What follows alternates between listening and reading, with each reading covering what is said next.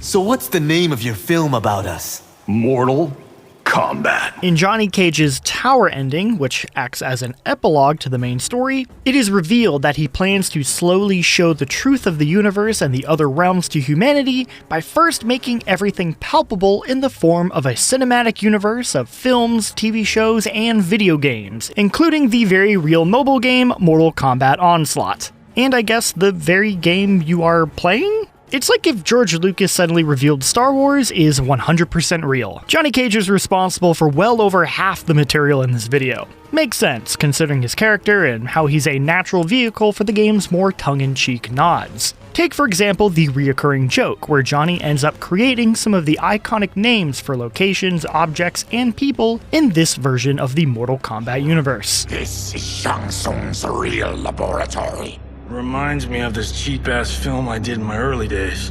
Flesh Pits. God, that was trash. My God. It's a... Soulnado. Sizoth is a mouthful. Can I just call you Reptile? Only if you beat me. There are several interesting callbacks to the older MK mythology. Pass this test and join the Shaolin's inner circle. I will prove worthy of the White Lotus. In the original timeline, the White Lotus Society was founded by Raiden and the Order of Light, and was first mentioned in Mortal Kombat Deception. In the new era, which is what the new timeline is referred to as, Liu Kang created the White Lotus Society, and the Order of Light is newly formed by Ashura and Serena, as revealed in her Tower ending. The hat that Johnny gives Ashura while they are disguising themselves in Sundo is the same style of hat she wears in her classic look from Mortal Kombat Deception. You couldn't steal a more functional hat. What? It hides your face.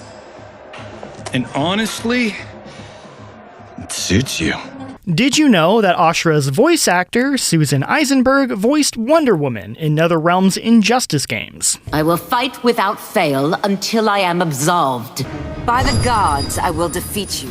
Another voice you might have recognized belongs to the vampire Nitara. She is voiced by actor Megan Fox, best known for the bisexual classic Jennifer's Body. And there are several nods to both Fox herself, as well as that particular film. What did you do with Jen's body?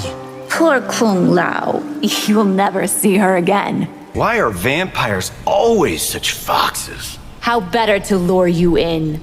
Continuing with celebrity cameos, the game's Premium Edition comes with a special skin for Johnny Cage that replaces his voice and appearance with Jean-Claude Van Damme. For those unaware, the original Mortal Kombat back in the 90s was at one point going to be a Van Damme game.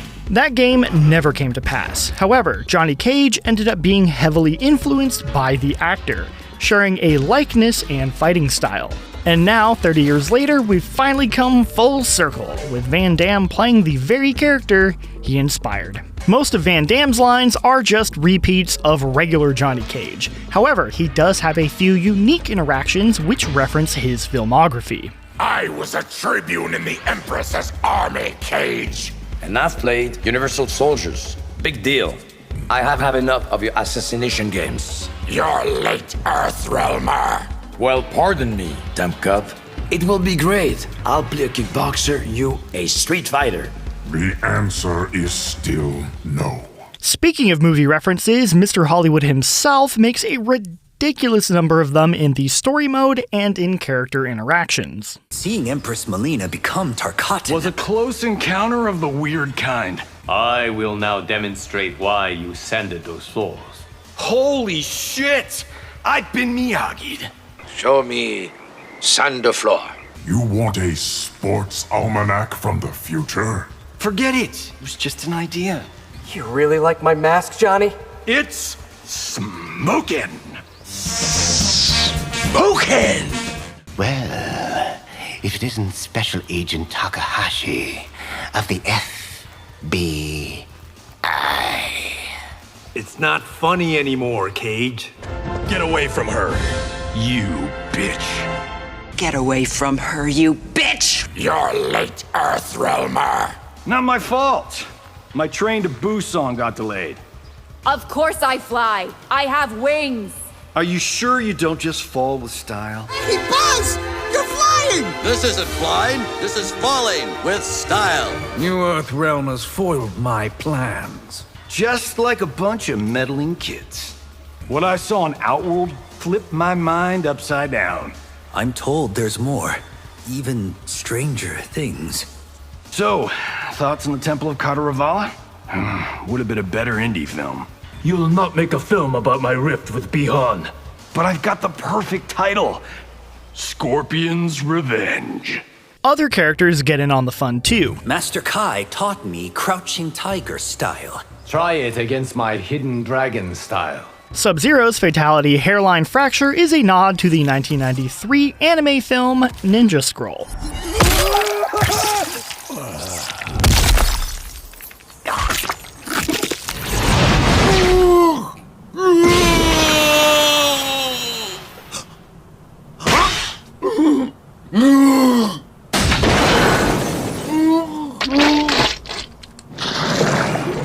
Meanwhile, Shinjuko's fatality is a faithful recreation of the 5-point palm exploding heart technique from Kill Bill.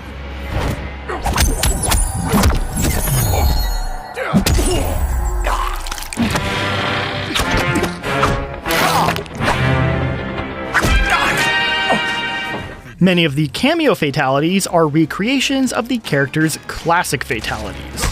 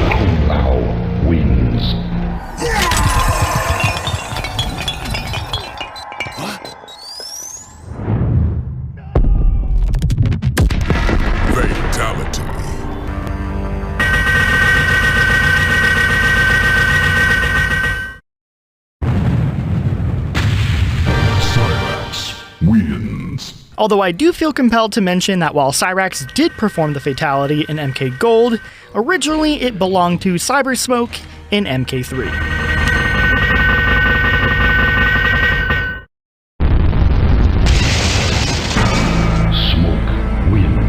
Speaking of Cybersmoke, he makes a cameo appearance as a fighter during Chapter 15.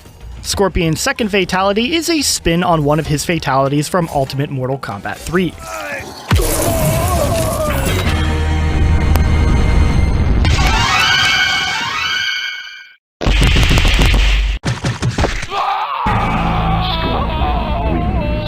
During Cage's final blow, the camera display says Error Macro.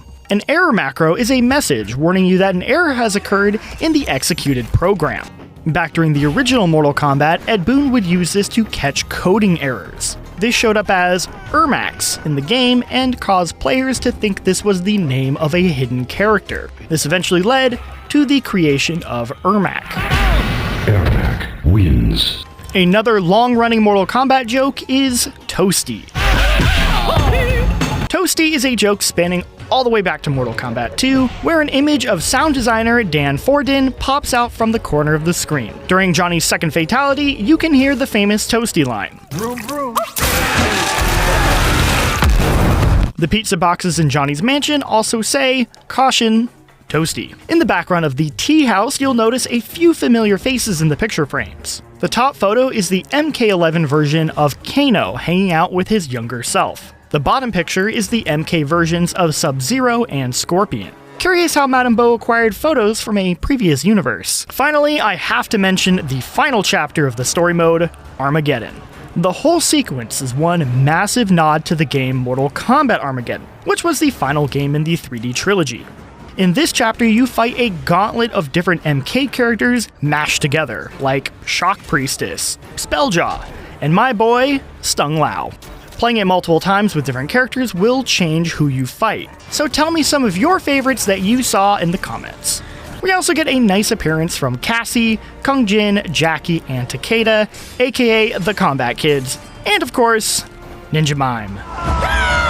And that's everything I had time to find. I have no doubt there is a wealth of stuff I'm missing, so drop your favorites in the comments.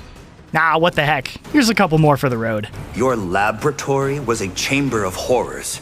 I prefer to think of it as a chamber of secrets. I've stepped through the looking glass. How far down the rabbit hole will you go? You are the champion, my friend. I'll keep on fighting until the end.